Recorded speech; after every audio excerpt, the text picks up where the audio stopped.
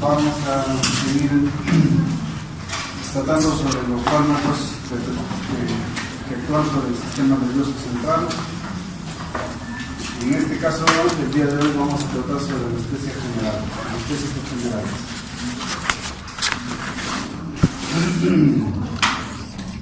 Ustedes se acuerdan de que o han leído múltiples notificaciones, publicaciones acerca de cómo desde que el hombre empezó a existir sobre la tierra, empezó a sentir ciertos dolores, ciertas molestias, y las diferentes civilizaciones trataron de calmar el dolor. Ustedes se acuerdan si una de ellas es precisamente la civilización incaica, ¿no? Que administraba coca con aguardientes, tratando de disminuir el dolor, ¿no? Tratando de disminuir el dolor. Y eso ha sido el objetivo, entonces, sigue siendo el objetivo de la ciencia médica. Incluso ustedes que están ahí sentados van a asistir a una serie de cambios que haya con el tiempo, ¿no es cierto? Tratando de que el paciente sienta cada vez menos dolor, ya sea administrándole anestesia, analgésicos, o tratando de disminuir los tratamientos agresivos, ¿no? Quirúrgicos. El día de hoy vamos a tratar de la anestesia general, cómo es que la anestesia general empieza a evolucionar. Ustedes se acuerdan del año 1850, 1849, en Estados Unidos y en Inglaterra empiezan a descubrirse ciertos fármacos, ciertas sustancias que producían anestesia, que producían eliminación del dolor. Y en Estados Unidos se empieza a usar el éter y el cloroformo se empieza a usar en Europa, ¿no? En Inglaterra específicamente se usa en una cesárea por primera vez en 1850, y el éter en Estados Unidos un anestesiólogo, un dentista, descubre en forma casual. Su ayudante cuentan como que rompe un frasco de éter y la anestesia al paciente que estaba ahí, ¿no? Y de esa forma le extraen el diente, y esto es la primera cesárea y la primera extracción de muelas que se hizo a nivel de América y a nivel de Europa. Y por ahí descubrieron el óxido nitroso, que hasta ahora persiste, que es un gas que hasta ahora persiste, pero sin embargo su uso ha sido un poco ondulante, casi no se ha usado mucho en la práctica médica, salvo en la obstetricia para los partos sin dolor, pero también se ha dejado de usar porque avanzaba la anestesia local para ese tipo de soluciones, ¿no? Y desde 1850 se han hecho múltiples publicaciones, ¿no? Hasta que en 1950, antes de 1950, antes de la Segunda Guerra Mundial, se hacían estudios en laboratorios, ¿no? Para estabilizar el plutonio, para la bomba atómica, para estabilizar el plutonio, estabilizarlo, volverlo más estable, que no sea una molécula muy difícil de tratar y que sea manejable, ¿no? Y ahí se descubre el flúor. Y el flúor se descubre que es un átomo que le da más potencia a los átomos que están alrededor, pero que los estabiliza, ¿no? Y hace que uno obtenga el resultado que quiere, ¿no? El flúor. Y es ahí cuando el éter, el cloroformo y el éter, que fueron usados durante todo este tiempo, que como ustedes saben son muy irritantes a nivel de las mucosas. El cloroformo y el éter, cuando se usaban en anestesias repetidas, provocaban irritación, y el paciente a veces no moría de la cirugía que le hacían, sino moría de los efectos secundarios. Le producía tanta irritación que le producía una cantidad enorme de secreciones, ¿no? Entonces los pacientes morían después en el postoperatorio, como estaban muchos días echados, acostados, fallecían de neumonías aspirativas. Pero también se vio que el cloroformo y el éter se metabolizaban enteramente a nivel hepático, y que usaban en forma muy larga, y a veces los pacientes necesitan entrar 2 o 3 veces a sala. El éter y el cloroformo producían necrosis centronuclear, ¿no es ¿cierto? Entonces los pacientes tenían daño hepático, si no morían adelante. Si no fallecían por el efecto de las neumonías aspirativas, fallecían por el efecto de la necrosis que producía a nivel hepático. Pero también, en estos tiempos, como vamos a ver ahora los sistemas que se usaban los sistemas abiertos de anestesia general, ¿no? En esa época prácticamente se descubrió cómo se administraba éter. Se administraba una campana, un embudo, nosotros conocemos, con una malla, ahí le ponían las gasas o algodón, directamente con una mascarilla al paciente, y ahí le iban goteando el cloroformo y el éter, y de momento en momento le retiraban para que pueda inhalar el oxígeno. Después inventaron el sistema abierto, ¿no? Después se inventaron sistemas semicerrados en el cual se hacía circular oxígeno dentro de la mascarilla y se administraba en goteo, seguía en goteo el éter y el cloroformo. Pero el éter y el cloroformo son líquidos volátiles, ¿no? Y a quienes perjudican a todo el personal de la sala, especialmente al anestesiólogo. Y si eran tóxicos para el paciente, lógicamente que eran tóxicos para todo el personal médico. Entonces se fue descubriendo, y por ahí, antes de 1950, por 1939-40, se descubre el ciclopropano, que era un gas anestésico, con menos efectos de irritabilidad que el cloroformo y el éter, pero el ciclopropano era muy explosivo, de tal forma que si estos eran tóxicos y también tenían cierto grado de explosividad, pero el ciclopropano tenía menos efectos a nivel tóxico, pero era más explosivo, ¿no? De tal forma que ahora ustedes, cuando entran a una sala de operaciones, desde ese momento todos los enchufes están en la parte alta, ¿no? Todos los enchufes, no hay ningún enchufe como acá, por acá, que están en la parte baja. ¿Por qué? Porque apenas enchufaban algo y se creaba una chispa, explotaba la sala de operaciones. Entonces se dejó de usar también el ciclopropano. Y ya les digo, acá se aprovecha el flúor. Y el flúor se hace una combinación con el éter y se empieza a obtener los anestésicos que en este momento estamos usando, que es una maravilla, ¿no es cierto? El flúor entonces estabiliza el éter, lo estabiliza para que no se pierda mucho y también le da más potencia. De tal forma que ahí empieza a usarse el éter con un flúor, con 2 flúor, con 3 flúor, con 4 flúor. Y el primero es el fluoroxano, que no se usó mucho, y el halotano, que se usa hasta ahora, y el ceborane, que es uno de los anestésicos ideales en este momento, ¿no? El halotano, también hay el enfluorano, el isoflurano, el defluorano, que no se utilizan mucho por sus efectos, colaterales que tienen. Pero vean, esta es la historia de la anestesia general, ¿no? Que va hasta 2000, y acá en nuestro país ha evolucionado igual. El primero se empezó a usar éter, después halotano se ha usado bastante, y el halotano ya en este momento su uso es menor, ¿no? A pesar de que es una solución, un fármaco de bajo precio. Sin embargo, sus efectos a nivel cardíaco y en especial en niños ha hecho que ya se deje de usar, como vamos a ver ahora. Y ahora un familiar cercano al defluorano es el que se usa como sevoflurano.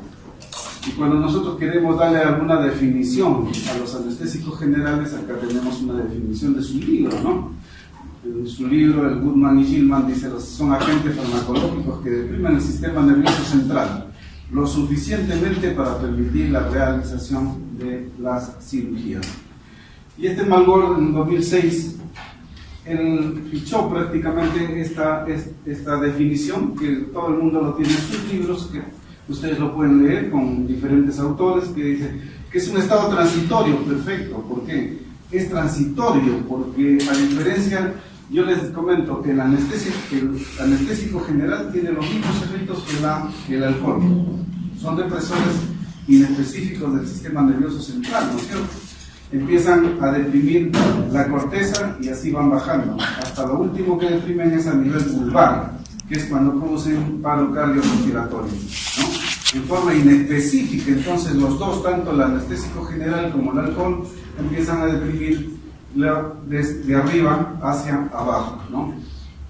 Entonces, el estado transitorio que lo produce el anestésico general no lo produce el alcohol, porque ustedes se toman una botella de cerveza y probablemente les dura 3 o 4 o 5 horas, ¿no? Dependiendo del grado de metabolismo que tengan a nivel hepático.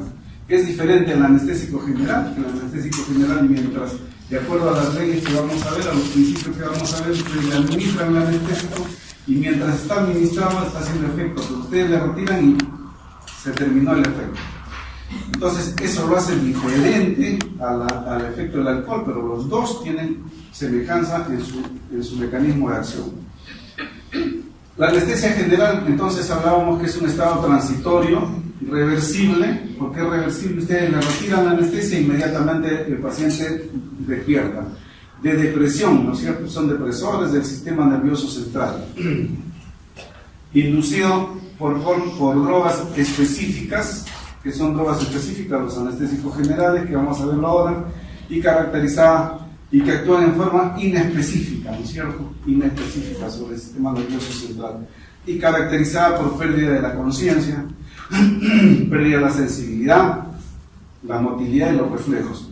Entonces, definiendo que en este estado existe analgesia, no hay dolor, existe amnesia, el paciente no va a recordar nada de lo que ha pasado, inhibición de todos los reflejos, y ese es el control que tienen los anestesiólogos sobre el paciente que están anestesiando, sensoriales y autónomos, o sea, el paciente no puede tampoco, por más que quiera defenderse, no puede defenderse, y relajación del músculo estriado, ¿no? Cierta relajación del músculo estriado y pérdida de la conciencia. Pérdida de la conciencia. Esta relajación del músculo estriado va a ser ayudada por un fármaco que vamos a ver en la próxima clase, que son los bloqueantes neuromusculares, ¿no? Porque la relajación que producen no es tan intensa como los relajantes neuromusculares, pero sí produce cierto grado de relajación. Y para que nosotros vayamos entrando en cómo es que más o menos cómo se produce la anestesia general, hacemos una similitud entre lo que pasa con una intoxicación alcohólica y la anestesia general según los periodos de Weber, ¿no? Y ustedes acuérdense, cuando alguien empieza a ingerir alcohol, toma un poquito de alcohol y hay una inhibición superior, cortical superior, ¿no es cierto? Entonces alguien entra, como diríamos, entra tímido, todo chupado a una reunión, apenas toma un poquito de alcohol, se suelta, empieza a conversar. Eso es la inducción analgésica. La etapa que nosotros llamamos en intoxicación alcohólica, la etapa del oro, ¿no es cierto? Entra inhibido y de repente empieza a conversar con todo el mundo, cuenta chistes, todo eso. En anestesia general le llamamos inducción analgésica. Se inicia con la administración del anestésico y termina con la pérdida de la conciencia. Ahí en ese estado se produce la analgesia y la amnesia. En el segundo periodo de excitación o delirio es la etapa del león, que se le llama en la intoxicación alcohólica, ¿no es cierto? Toma más y empieza a ponerse agresivo, porque ya no hay freno, ¿no es cierto? Ya no hay freno. Se ha frenado la parte cortical, la parte que a nosotros nos hace humanos y a comportarnos es la parte cortical, la parte más superior del sistema nervioso, ¿no? Entonces, en el segundo periodo de la anestesia general, que nosotros llamamos la etapa león en la intoxicación alcohólica, es de excitación o delirio. O sea, hay pérdida de la conciencia, termina con ejercicio de la respiración regular, empieza a respirar irregularmente. ¿Por qué? Porque hay aumento de las catecolaminas, ¿no es cierto?, de la adrenalina. Existe pérdida de la conciencia, amnesia, analgesia franca, y el paciente puede presentar excitación, delirio y respiración. Esto se vería con la anestesia con éter y con cloroformo. Ahora ya con ceborane o con el alotano ya no se ve. Se ve un poco de excitación, pero no se ve lo que se veía antes. Que probablemente ustedes, cuando hagan intoxicación alcohólica con algún tipo de animal, van a ver ustedes la excitación que produce con lo que ustedes pueden ver con sus ojos todos los sábados a sus alrededores, ¿no es cierto? Y también hay, por lo que les decía, hay descarga simpática, hay aumento de las catecolaminas, de la adrenalina. Eso ya lo han hecho en clase, ¿no es cierto? La adrenalina es la que está atenta, que se produce a nivel de las suprarrenales, pero también en diferentes partes del cuerpo es la que los hace que pongan atención, ¿no es cierto? Ustedes van a cruzar una esquina acá por el Agustino y van a doblar y de repente empieza su adrenalina a funcionar, ¿no es cierto? Les avisa, porque aumenta las posibilidades de audición, aumenta la agudeza visual, el corazón empieza a palpitar más rápido, de tal forma que lo ponen atención. Igual el doctor Luján le va a decir, mañana les tomo paso igualito, ¿no? Se ponen en esa tensión. Eso hace la adrenalina, la descarga simpática, que tenga más atención. Este es el tercer periodo de Gödel, que es el periodo. El tercer periodo hablando de comparaciones de la anestesia general. Como la anestesia general sigue, como el alcohol sigue almacenándose, sigue produciendo mayor depresión. Y cuando ustedes vean la intoxicación alcohólica, esta va a ser la etapa del chancho, que digamos, se quedan dormidos, ¿no es cierto? Empieza a deprimirse cada vez más y se sigue ingiriendo más licor, se deprime más y muere, ¿no? Por depresión vulvar, por paro cardiorrespiratorio. Igual, en cambio, en la anestesia general esto es lo que se aprovecha. Este tercer periodo se llama de anestesia quirúrgica. Acá es donde se opera, ¿no? Algunos operan en el primer plano, otros operan en el segundo plano. El tercer plano es el verdadero. ¿Y por qué se caracteriza? Porque la respiración queda irregular. Nosotros tenemos tres tipos ustedes se acuerdan de anatomía, tres tipos de músculos para respirar, ¿no es cierto? Los superiores, los medios y el músculo final, que es el diafragma, ¿no es cierto? Que es el gran músculo que nos defiende cuando nosotros ya no podemos respirar. El último músculo que nos defiende es el diafragma, ¿no es cierto? Es el que hace que nosotros intentemos la respiración. Entonces, cuando ustedes usan anestesia general, ustedes ven que en el primer y segundo plano hay respiración irregular. ¿Por qué? Porque empiezan a anestesiarse los músculos de los superiores respiratorios, medios, y el que se anestesia finalmente para que ya entre en máquina y ya no tenga ninguna resistencia a la máquina que le va a dar oxígeno, es en el tercer plano, ¿no es cierto? Ahí se pierden los reflejos. Como vamos a verlo ahora en el cuadrito, se estabilizan los ojos que estaban con nistagmos, se estabilizan la pupila que en el segundo plano, que hay descarga adrenérgica, está dilatada, empieza a hacerse regular y se pone medio, ¿no es cierto? Conforme entra en plano, se pone más pequeñita, más miosis, y cuando ya no hay oxígeno, ya hay midriasis, ¿no es cierto? Que es lo que reporta la muerte cerebral. ¿No es cierto? ¿Ustedes se acuerdan? Ahora lo vamos a ver en este cuadrito que viene. Entonces cada uno tiene diferente grado de presión, como les estoy hablando, y la profundidad de la anestesia se maneja con el monitor, ¿no? Los monitores que ahora tienen de todo, como vamos a verlo ahora. Y el cuarto periodo que nadie quiere llegar a este es de depresión vulvar, paro cardiorrespiratorio.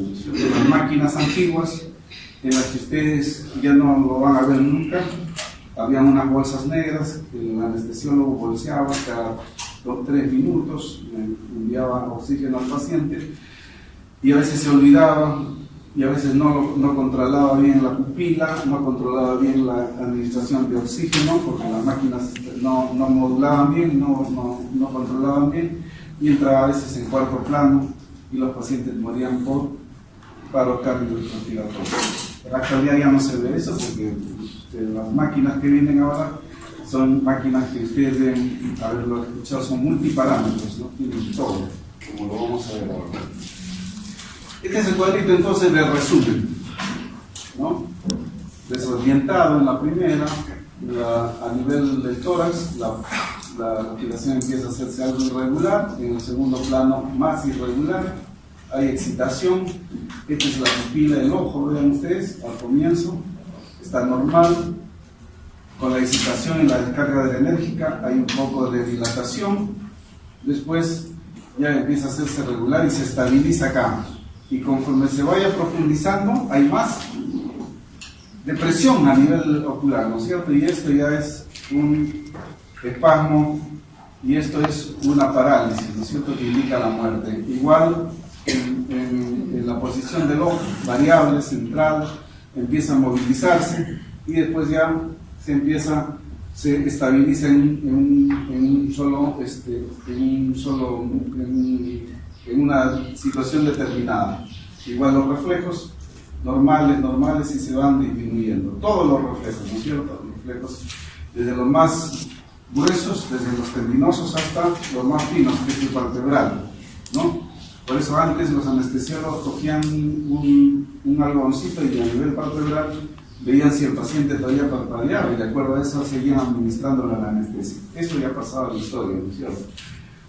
Igual ustedes ven acá las respuestas a la cirugía.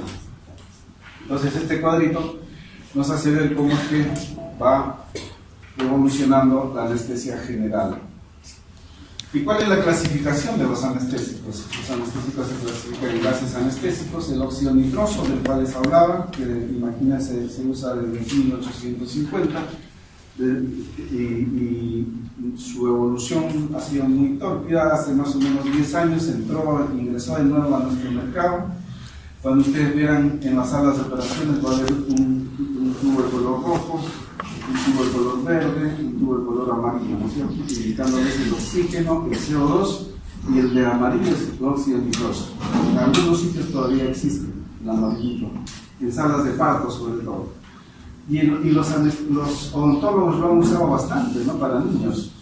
De repente algunos consultorios de odontología van a encontrar todavía ese tubo amarillito y el óxido nitroso, que le ponen mascarillas para niños para producir cierto grado de analgesia y anestesia, ¿no? Ya no se usa, en la mayor parte de los hospitales ya no se usa. Y ahí están los líquidos volátiles. O sea, ustedes lo abren y inmediatamente se evapora. Si ustedes abren muy cerca, nos va a dormir, ¿no es cierto? Es un líquido volátil, el alotano, el subclorano, el desflorano. Y acá el anestésico ideal, ¿no?, que en este momento está como anestésico ideal. Que está entrando otro anestésico, que es los anestésicos endovenosos, que vienen inyectables, ¿no? Entonces están los gases anestésicos, los líquidos volátiles, que son los que están en todo el uso, y los anestésicos endovenosos, que también están en bastante uso, y que sirven. Ahora vamos a ver su utilidad. Ahí está el tiopental sódico, que ustedes de repente ya lo han escuchado, barbitúrico, ¿no?, un barbitúrico de acción ultra corta, rápida y de acción ultracorta, midazolam, que se usan en todas las broncoscopías, en todas las endoscopías. El etomidato, que no se usa tanto. La ketamina, que se usa en consultorios, esto lo usan bastante en los consultorios, ¿no?, sobre todo para producir abortos, ¿no?, pero es un fármaco bastante peligroso, ¿no?, porque ustedes pueden usarlo 100 veces, no pasa nada, pero en cualquier momento les hace un espasmo de glotis, que es uno de los efectos que vamos a verlo, y no lo sacan al paciente, no muere el paciente. El propofol, que es el anestésico, en este momento está entrando como el anestésico ideal, ¿no?, que vamos a ver ahora. Y la neurolepta analgesia, que entró como un boom, donde se asociaba un tranquilizante mayor, un analgésico derivado de la morfina con un tranquilizante mayor, el droperidol, ¿no? Un tranquilizante mayor con un analgésico derivado de la morfina. El fentanilo y el remifentanilo son dos analgésicos muy potentes que se usan hasta la actualidad. Producen todo lo que es derivado de la morfina, ustedes saben que produce adicción, ¿no es cierto? Produce adicción. Y nuestros anestesiólogos, algunos, ustedes van a ver, de vez en cuando van a encontrar algún anestesiólogo en sala de operaciones, en la sala de estar, en el baño, que se ha inyectado sobredosis, ¿no? Les empieza a gustar. Igual que la pepidina, esto produce bastante adicción. Así que no lo usen. Y vean, nosotros debemos hablar de las cosas ideales, ¿no? Y este es un cuadrito que nos dice ver qué cosas nosotros perseguimos para administrar un fármaco ideal que produzca anestesia general, que no sea inflamable, como habíamos visto en la historia, que sea de fácil evaporación a temperatura ambiente, o sea, ustedes lo abren el frasco y inmediatamente se evapora. Y ahí en las máquinas tienen unos frasquitos en los cuales se pone y la evaporación es fácil, ¿no? Porque está a temperatura ambiente, que sea potente, indudablemente, que con poquita dosis ustedes logren el objetivo. Que no tenga solubilidad en sangre, porque esto es peligroso. Como el alcohol, por ejemplo, que tiene alta solubilidad en sangre, ¿no es cierto? Por eso es que ustedes empiezan el sábado y les dura hasta el lunes. ¿Por qué? Porque tiene alta solubilidad en sangre, ¿no es cierto? Para asegurar inducción y la recuperación rápida. Entonces, esa es una de las características, debe ser característica del anestésico general. Que tenga metabolismo mínimo, indudablemente, que no se metabolice, porque si se metaboliza, empieza a producir los metabolitos, y si algún metabolito es activo, va a persistir, ¿no es cierto? Va a persistir el efecto.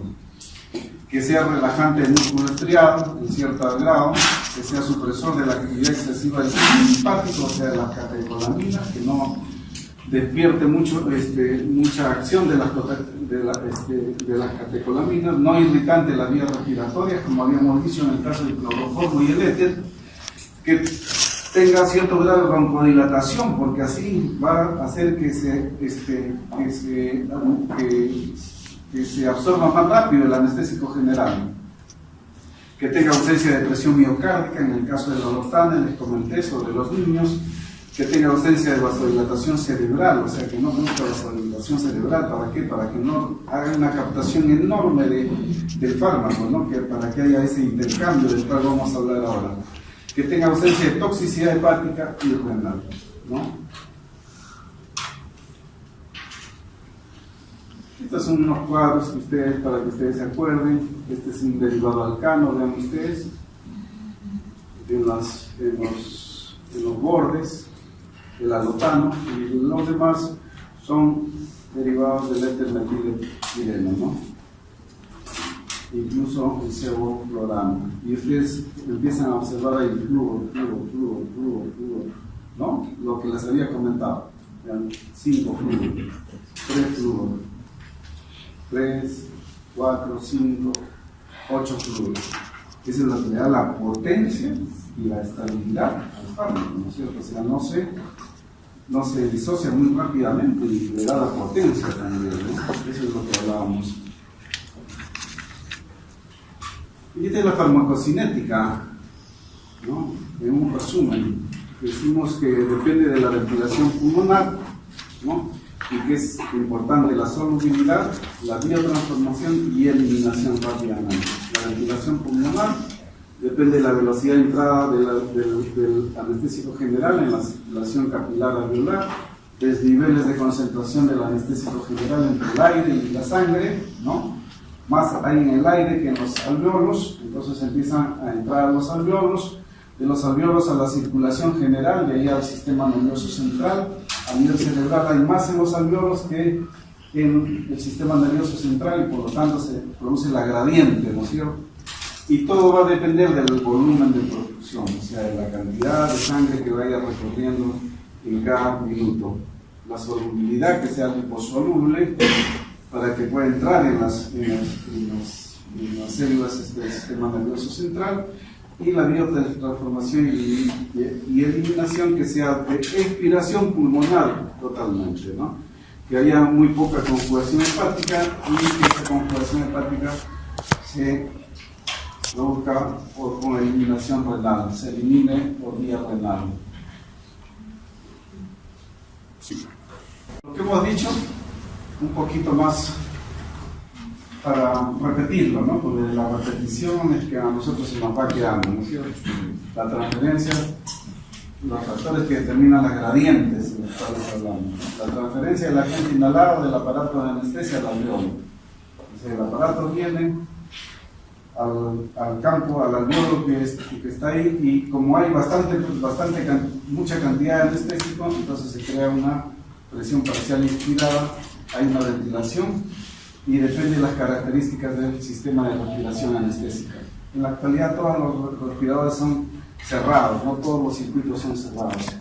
Y ahí se produce la transferencia del anestésico general a los alvéolos, ¿no es cierto?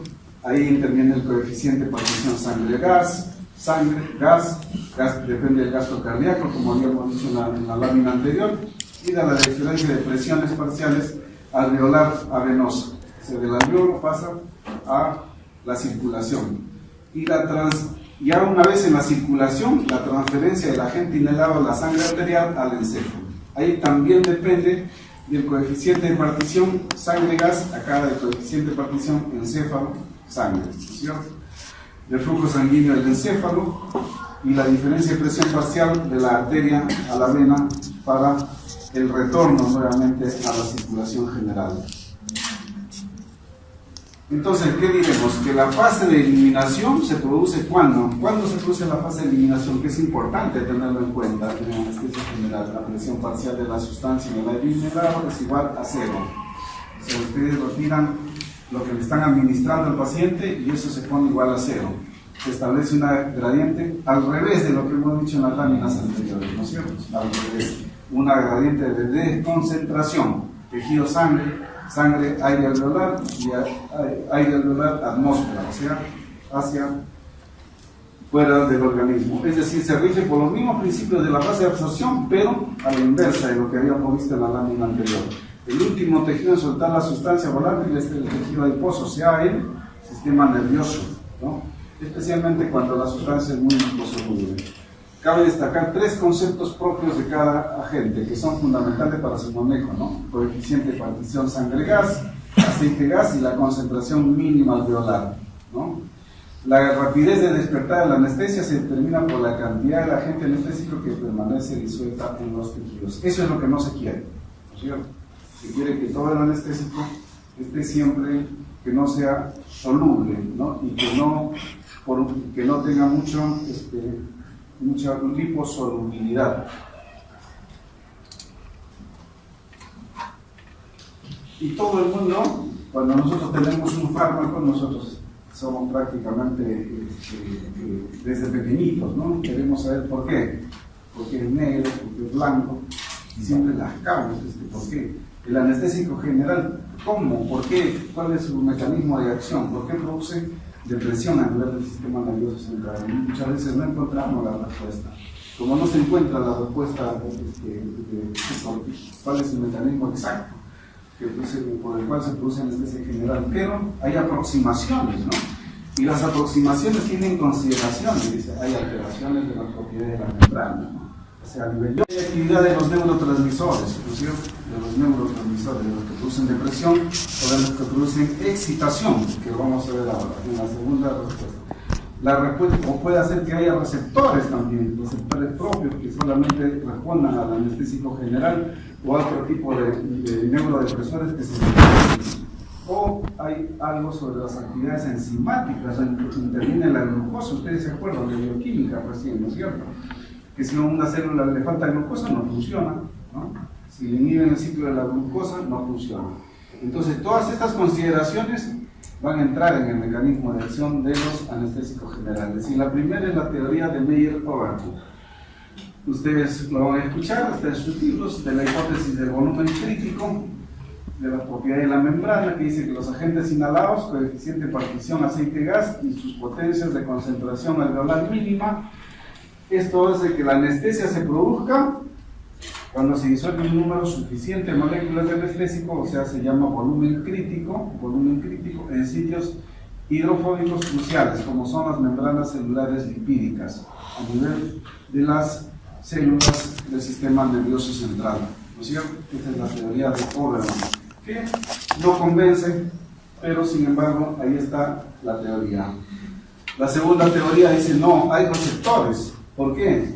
Porque si yo le pongo como 20, responde como 20. Entonces, si hay receptores arriba que responden como 20, si yo le retiro esos 20, dejan de actuar. Entonces, dice que esa es una teoría que explica de la hipótesis de los receptores, ¿no?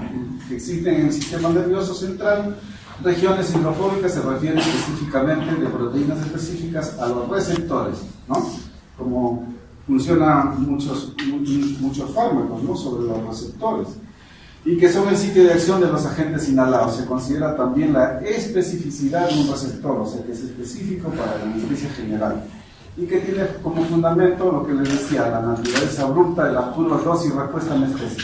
Le pongo 20, funciona como 20, le retiro los 20, inmediatamente se retira. Y esta es la teoría que más se acerca a la explicación de por qué se produce la anestesia general.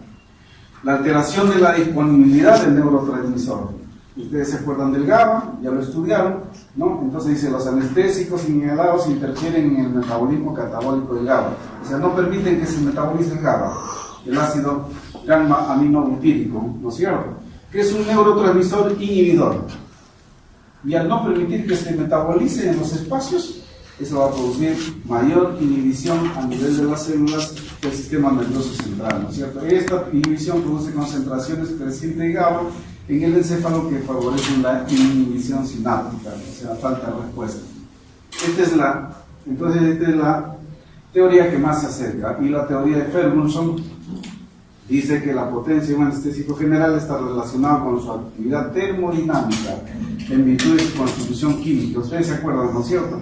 A concentraciones adecuadas inhiben los procesos oxidativos de la glucosa que son necesarios para la síntesis intramitocondrial. Eso es lo que les explicaba. No hay glucosa, la célula no funciona, ¿no? ¿Por qué? Porque están inhibidos los procesos oxidativos de la glucosa.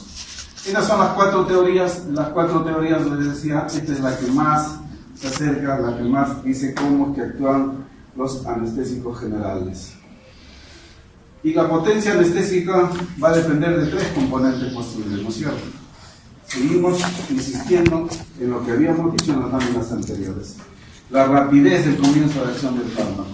O sea, ustedes le están administrando y el paciente ya está anestesiado, ¿no? La potencia es un sinónimo de coeficiente de distribución, o sea, se distribuye bien en el sitio donde va a ser su efecto, o solubilidad sangre-gas. El segundo es la profundidad de la anestesia lograda con el fármaco en relación a la narcosis o relajación muscular. ¿Qué tan profunda es? ¿No? Está bien que sea rápida, ¿no? Pero ¿qué grado alcanzamos con esa rapidez, ¿no es cierto? Y la concentración, ¿qué cantidad se necesita para producir ese efecto del que estamos hablando, ¿no? La concentración del fármaco requerida para abolir la respuesta al estímulo quirúrgico estándar. Estas son las características de potencia anestésica. Y empezamos a hablar un poco de los fármacos que se usan, ¿no es cierto? El alotán, ustedes se acuerdan, en el cuadrito, en el primero que mostramos, por el 1956, es el primero que se introdujo, no inflamable, no tenía las características del ciclopropano, del éter mismo, del cloroformo. Baja solubilidad en sangre, no se solubiliza en la sangre, o sea, es un buen anestésico, potencia anestésica, le da la potencia anestésica, ustedes vieron, ¿no? Que es un alcano, que está cloro y bromo, ¿no es cierto? Cloro y bromo. Inducción rápida y placentera de la anestesia, broncodilatación, produce broncodilatación, relajación muscular esquelética, recuperación rápida de la conciencia, y acá son mínimos efectos postoperatorios de náuseas y vómitos. O sea, irrita muy poco a nivel de orofaringe. Pero tiene desventajas, produce mucha depresión ventilatoria, o sea, necesita una buena ventilación, bastante cercana, muy bien controlada. Y este es uno de los efectos, por los cuales se ha dejado de usar, sobre todo en niños, ¿no? Produce arritmia cardíaca y produce discreta hepatotoxicidad. Entonces, si produce discreta hepatotoxicidad, ustedes tienen una paciente, la operan y de repente hay una complicación de hemorragia o una complicación de cualquier otro motivo en el que necesite operarse en unas 2 horas, 3 horas o 4 horas, 6 horas, y esto un poco que los hace que no lo vuelvan a usar tantas veces, ¿no? Hay pacientes que entran 2, 3 o 4 veces a un quirófano, ¿no? Y esto va aumentando la toxicidad. Entonces venimos asistiendo ya desde hace más de una década venimos asistiendo acá en el Perú, es decir, pero a partir se empezó a usar en 1970 y acá llegó hasta hace una década, llegó y era bastante caro, ¿no? Se usaba más el alotano, porque para que ustedes tengan una idea, cuando ustedes vienen acá al hospital Hipólito Unanue cerca, los pacientes compran su paquete y le dicen compren 50 centímetros de alotame o de ceborane, y cuando el paciente hace 10 años venía a comprar alotano, más o menos le costaba 50 soles, y el ceborane iba por los 1000 soles, ¿no? Eso ha ido modificándose y ahora prácticamente el costo es similar, 2 veces más creo que el alotano. El ceborane entonces ya entró acá en nuestro medio, es el que más se usa, el único creo que se usa a nivel de todos los hospitales y clínicas, tiene baja solubilidad sanguínea, rápida inducción, escasa biotransformación, o sea, no tiene nada que ver con el hígado, su potencia es muy alta, ¿no? Su concentración alveolar mínima es alta, ausencia de efectos irritativos respiratorios, no sensibiliza el corazón a la catecolamina, vean ustedes. No tiene prácticamente producción de arritmias, buena relajación muscular y tiene excelentes perfiles de tolerabilidad y seguridad. Este prácticamente era hasta hace unos 2 años el anestésico ideal, ¿no? Y sigue siendo en nuestro medio, sigue siendo ideal por el costo, por los beneficios que da, por los efectos. Sigue siendo en nuestro medio, ¿no es cierto? Pero en otros medios ya fue reemplazado por el propofol, que vamos a verlo ahora. Pero el ceborano para nosotros sigue siendo nuestro anestésico ideal, ¿no? De tal forma que apenas le retienen, vean ustedes que tiene baja solubilidad. Apenas le retiran el ceborano, más o menos en 5 minutos, 10 minutos que el paciente está limpiado. Estas son las máquinas de las que les hablaba. Son máquinas multiparámetros, tienen todos los parámetros ahí.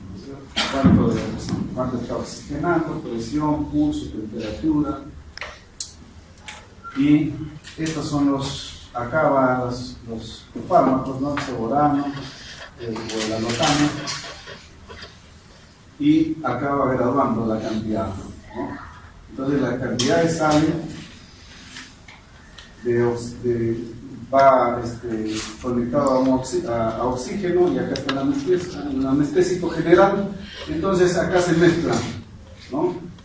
Y se administra al paciente mediante el tubo endotraqueal, ¿no?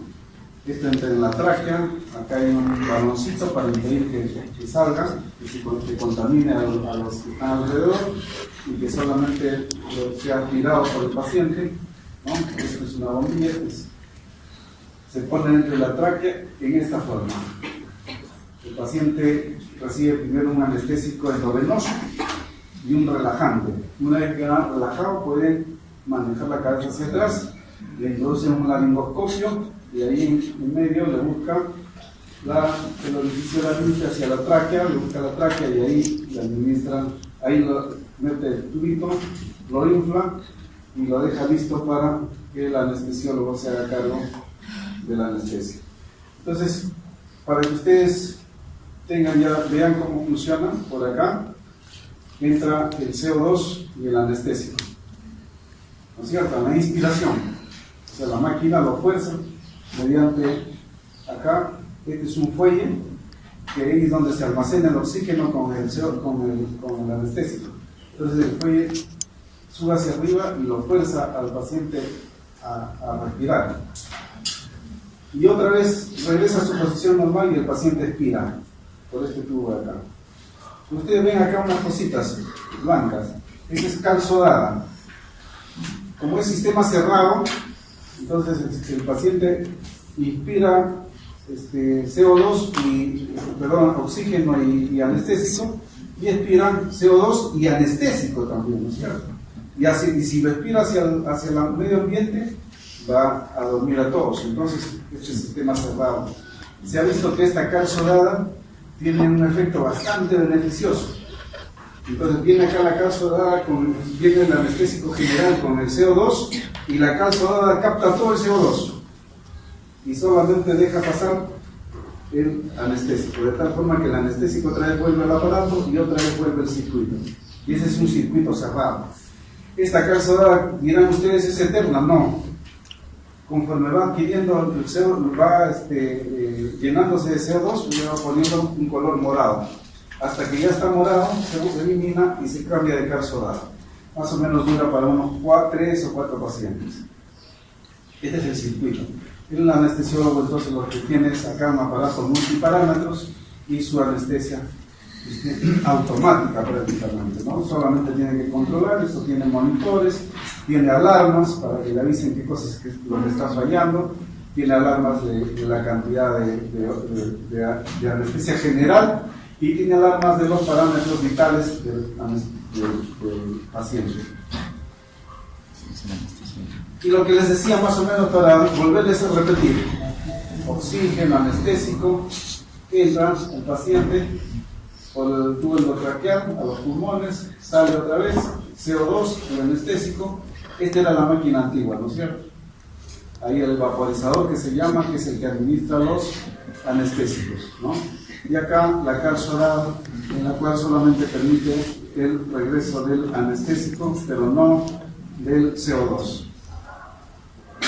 Esos son los sistemas que se usan para que ustedes vean que de la seguridad que hay ahora en la anestesia general, ¿no es cierto? Hay bastante seguridad, no es como antes que el paciente entraba y a veces fallecía por exceso de anestésico general. En la actualidad solamente se ven casos así extremadamente raros cuando son pacientes que son alérgicos a los bloqueantes ventriculares, ¿no? Hacen lo que se llama tórax leñoso, y el tórax leñoso es muy difícil sacarlo, ¿no? Más o menos de 10 pacientes que hacen el tórax leñoso salen 8, 9, pero 1 o 2 siempre se quedan en sala de operaciones. Ese es el único riesgo que hay, pero es una cantidad que es bastante ínfima, no creo que es 1 en 10.000. Y entramos a la otra parte de los endovenosos. Hemos visto los gases anestésicos, los líquidos volátiles, perdón, y acá vemos los anestésicos generales intravenosos. Eso que ustedes, que cualquier anestesia en la especialidad que quieran, lo van a usar en alguna oportunidad, ¿no? Los gastroenterólogos, hasta los dermatólogos lo usan, ¿no? Los anestésicos generales intravenosos. ¿Y de qué dependen? De la ionización, ¿no?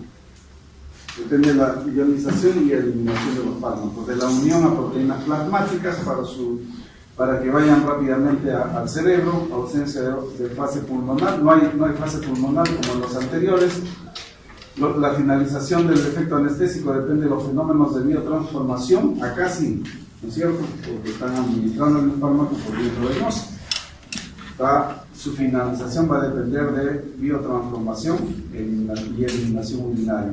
Y hay algunos que se biotransforman muy rápidamente, como el propofol, ¿no? Y en algunos casos se presenta el fenómeno de redistribución cuando se queda mucho fármaco en el torrente sanguíneo. Gran parte de estas sustancias se biotransforman en el organismo originando metabolitos activos. Gran parte de ellos, no todos ellos, como los barbitúricos, por ejemplo. La gran ventaja de la anestesia intravenosa en anestesiología es la comodidad que supone para el enfermo la rapidez con la que se establece la inducción anestésica, ¿no? Le ponen una vía y inmediatamente cuando se va a hacer, por ejemplo, cualquier procedimiento menor, que no dure más allá de 5 minutos, 10, póngale 20 minutos, le ponen endovenoso, lo mantienen con respiración asistida. Ustedes hacen el procedimiento, inmediatamente el paciente despierta. A eso se refiere, una gran ventaja. La anestesia intravenosa presenta un tratamiento que es menos controlable que la anestesia inhalatoria, ¿no? En caso de sobredosis, excepto el propofol. En los anestésicos intravenosos se define la velocidad de infusión mínima. Velocidad de infusión mínima. Lo que ustedes le administran, si le administran en bolo, inmediatamente el paciente alcanza la inhibición. Para alcanzar diversos objetivos clínicos propuestos, ausencia de respuesta a la orden verbal, pérdida de conciencia, ausencia y movimiento de respuesta al estímulo doloroso. Así lo controlan, ¿no? Ustedes van administrando y van obteniendo esto. Y por eso es que ustedes se acuerdan de que el pentotal sódico se llama el suero de la verdad, ¿no es cierto? El pentotal sódico todavía se usa como suero de la verdad para hacer declarar ciertas cosas, ¿no? Lo van a administrar y ven que está respondiendo, pero ya no es consciente de lo que responde. Ustedes pueden preguntarle lo que ustedes quieran y le responden, ¿no? Este efecto es aprovechado con el pentotal sódico, que sigue administrándose como suero de la verdad, ¿no? Estos son los anestésicos endovenosos que hay en el mercado, los más usados, los barbitúricos, el pentotal sódico. Ustedes se acuerdan, derivado de acción ultracorta de los barbitúricos, ¿no? La ketamina, el ketalat, que es el más riesgoso de este grupo, el etomidato, que no se usa casi en nuestro medio, el propofol, que es uno de los que más ha entrado con fuerza, pero todavía es caro, ¿no? El midazolam, el dormonib, que ustedes lo deben haber escuchado, que muchos lo usan como pepeo, dicen, ¿no? Le ponen una pastillita molida en cualquier líquido y produce un sueño terrible. Y el efecto más importante del midazolam es que produce amnesia posteriormente. O sea, el paciente no se acuerda de absolutamente nada. Entonces, esa es la característica. Esto es un benzodiazepínico. Ustedes de repente ya han hecho benzodiazepínicos, ¿no? Pero se van a acordar porque este es un benzodiazepínico de midazolam, que produce amnesia, pero es bastante bueno y lo usan todos los gastroenterólogos, por ejemplo, tienen en sus gavetas el midazolam para hacer las proctoscopías, las endoscopías altas o las endoscopías bajas, las broncoscopías, los neumólogos, ¿no? El midazolam. Y la neuroleptoanalgesia, que ya está en desuso prácticamente, ¿no? Les decía yo, un tranquilizante mayor más un analgésico mayor, derivado de la morfina. Y su farmacocinética, ¿cuál es? La captación máxima es, vean ustedes, 30 segundos. O sea, ustedes empiezan a administrarlo, ya está haciendo efecto a nivel del encéfalo. Se distribuye bien en músculo estriado y grasa, se metaboliza a nivel hepático y se excreta por vía renal. Entonces, el mejor de acá es el propofol, lo más usado es el propofol, el pentotal y la ketamina. Su mecanismo de acción, similar a lo que habíamos hablado, ¿no? Va a impedir la disociación del GABA, el catabolismo del GABA, pero dice que provoca aumento de la conductancia a nivel iónico. Funciona. ¿Se acuerdan que yo les dije en una lámina anterior? ¿No? La conductancia de cloro a través de las vías de iones, que ocasiona hiperpolarización y en consecuencia inhibición de la respuesta postsináptica, ¿no? ¿Para qué se usa? Para inducción de anestesia. Es decir, ustedes llega el paciente a sala de operaciones, le ponen una vía al anestesiólogo y ahora, ¿cómo le puede administrar la anestesia general para intubarlo? Tiene que anestesiarlo primero, ¿no es cierto? Entonces primero usan un anestésico endovenoso y aparte de eso, para el anestésico endovenoso no produce relajación, el paciente está duro, necesita un bloqueante neuromuscular, que lo vamos a ver en la próxima clase. Entonces, para inducción anestésica se llama. Para inducción anestésica, están induciendo a una anestesia general. Para eso se usan los anestésicos generales endovenosos. Y para anestesias de corta duración, que yo les había dicho, ¿no? Anestesias de corta duración. Por ejemplo, viene un fracturado, alguien con una luxación de miembro grande, brazos o cadera, y en vez de estar haciéndolo gritar, así en vivo y en directo, le ponen un poquito de anestesia endovenosa y relajante muscular. Se afloja, le ponen en su sitio un vendaje y se acabó el problema, ¿no? Anestesias de corta duración. Para degrados uterinos, para suturas menores, para suturas pequeñas, debridación de abscesos, debridación de hematomas. Para todo eso se usan los anestésicos generales endovenosos. Y esto es lo que les decía. En la actualidad, el propofol es prácticamente cuando ustedes ya hagan su práctica médica después de unos años, van a encontrar el propofol como el anestésico ideal, ¿no? Porque el costo va a ser menos, mucho menos, y va a haber bombas de infusión de propofol en mucha mayor cantidad, más baratas, ¿no? El propofol viene con una bomba, la casa que lo vende con una bomba de infusión, de microgoteo, de tal forma que muchos ya no usan el Seborani, sino le ponen la vía endovenosa y la bomba de propofol al costado, que es de color blanco, como una lechecita. Viene una ampolla grande de 50 centímetros y va en microdosis, va administrándose en el organismo. Esa bomba está regulada por el peso del paciente, por la cantidad de grasa que tenga el paciente. O sea, le ponen una serie de la edad del paciente, peso, y de acuerdo a eso va el microgoteo.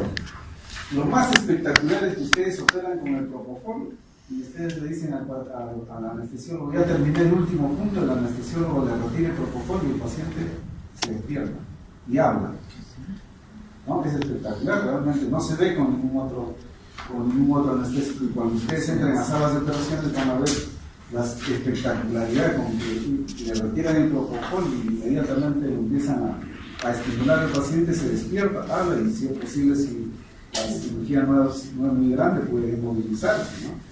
Entonces, este es el anestésico ideal. No se metaboliza a nivel hepático, despierta rápido, no produce ninguna secreción laríngea, no produce ninguna alteración a nivel cardíaco. Entonces, cuando ustedes ya estén en su práctica médica, van a empezar a escuchar del propofol, que es el anestésico ideal, ¿no? ¿Y cuáles son los efectos secundarios de la mayoría de ellos? De todos ellos, menos el propofol: hipotensión, bradicardia, el espasmo de glotis que les hablaba yo del ketalar, de la ketamina produce espasmo de glotis, ¿no? O sea, la administran muy rápidamente, inmediatamente se cierra la glotis, ya no deja respirar. Entonces se ven en apuros, hay que hacer una traqueostomía si ustedes están habilitados para eso, pero si no, el paciente muere en sus manos, ¿no? El espasmo de glotis es muy severo, por eso que hay gente que se dedica por lo bajo, clandestinamente, a usar el ketalar, y de repente salen como un muerto del consultorio, ¿no? Este es uno de los riesgos más altos de la ketamina. Y la depresión respiratoria es de todos ellos, ¿no? Si todos ellos son depresores del sistema nervioso central, deprimen la respiración, ¿no? Entonces, siempre que uno use un anestésico endovenoso, tiene que tener una mascarilla con oxígeno para administrar en caso sea necesario, ¿no?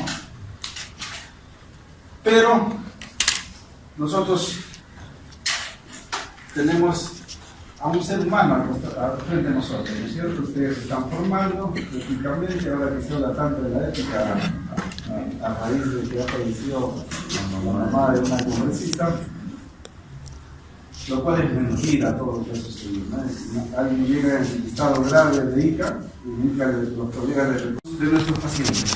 Nosotros somos médicos en potencia, tienen un paciente adelante y siempre el paciente necesita todo primero la atención que ustedes pueden dar, ¿no? Es un ser humano que está poniendo su vida en manos de ustedes, ¿no es cierto? Entonces tiene toda la atención, que es lo que tiene, que le duele, que no le duele, entonces tiene la protección que ustedes le pueden dar para salvarle la vida, ¿no es cierto? Y si ustedes lo van a operar, con mayor razón. Imagínense cualquiera de ustedes que va al médico, se sienta frente al médico y el médico le dice: tienes un tumor en cualquier sitio, inmediatamente su catecolamina, su adrenalina empiezan a preguntarse: ¿por qué yo? ¿No? ¿Por qué? ¿Quién me castigó? Ustedes son católicos, piensan en Dios inmediatamente. Eso es lo que nosotros tenemos que ver en el paciente. Tenemos un paciente ahí y a veces dicen: tienes un mioma. El paciente no está capacitado para saber lo que tiene. Tienes un tumor que de repente es benigno, pero nosotros estamos informando. Entonces nosotros tenemos que tener la capacidad de atención al paciente y de comprensión, y más si lo vamos a operar de nuevo.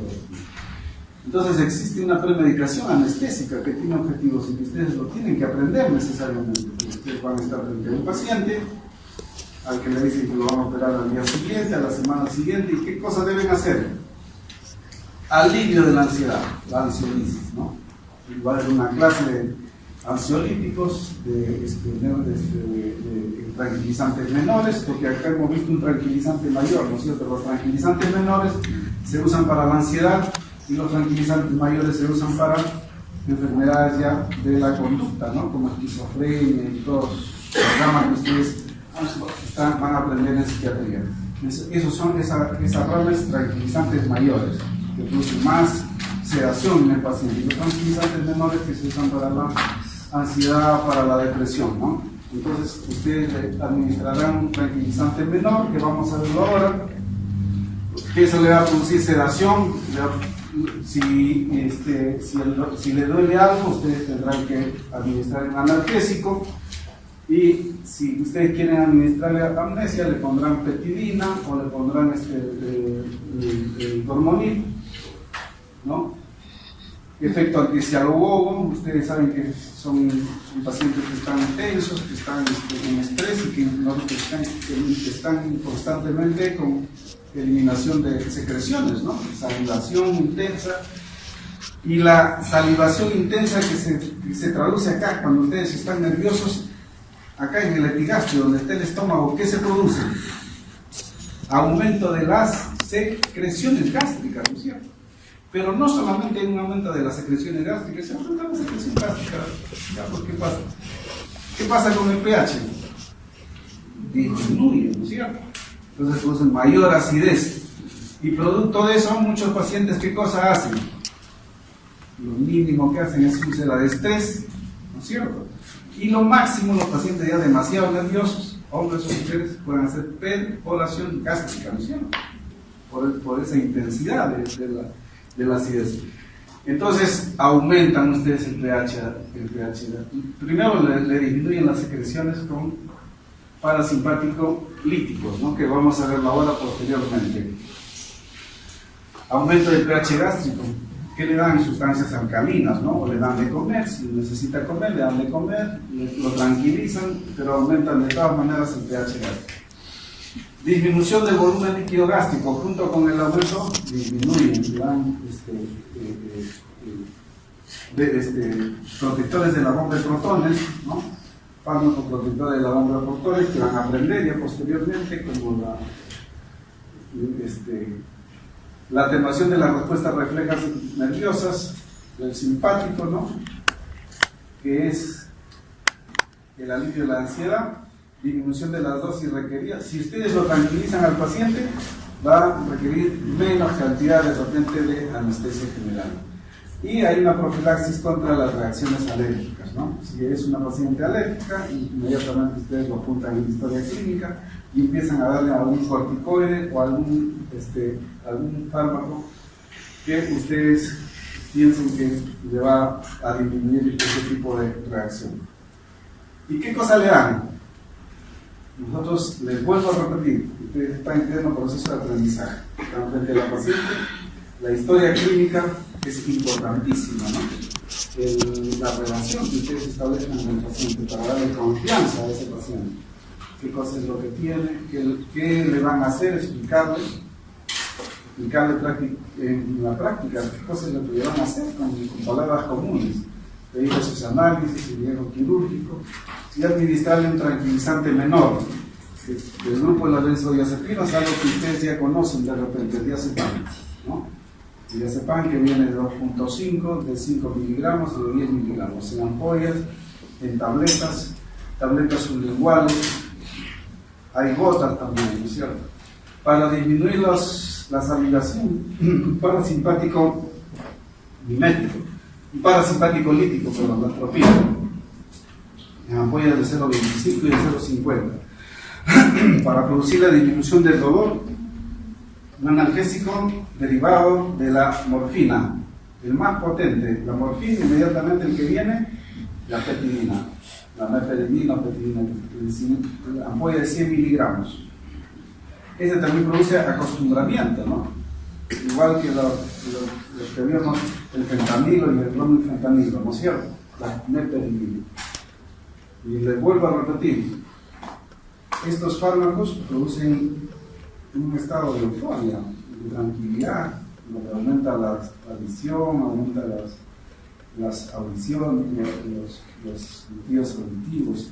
Por eso mucha gente le gusta, ¿no? Cuando ustedes le ponen 25, 50 miligramos, les gusta tanto que empiezan a usarlo y le calman el dolor. De todas maneras, le calman el dolor. Son los analgésicos más potentes que existen. Por ejemplo, en cáncer se usa la peptidina como fármaco final, y los pacientes con cáncer a veces tienen dolor, les calma el dolor, pero a veces tienen cada 8 horas, primero cada 12, cada 8, cada 6, cada 4, y al final empiezan a inyectarse a cada rato, ¿no? Porque produce acostumbramiento. Entonces, la peptidina, el fentanilo, el bromfentanilo.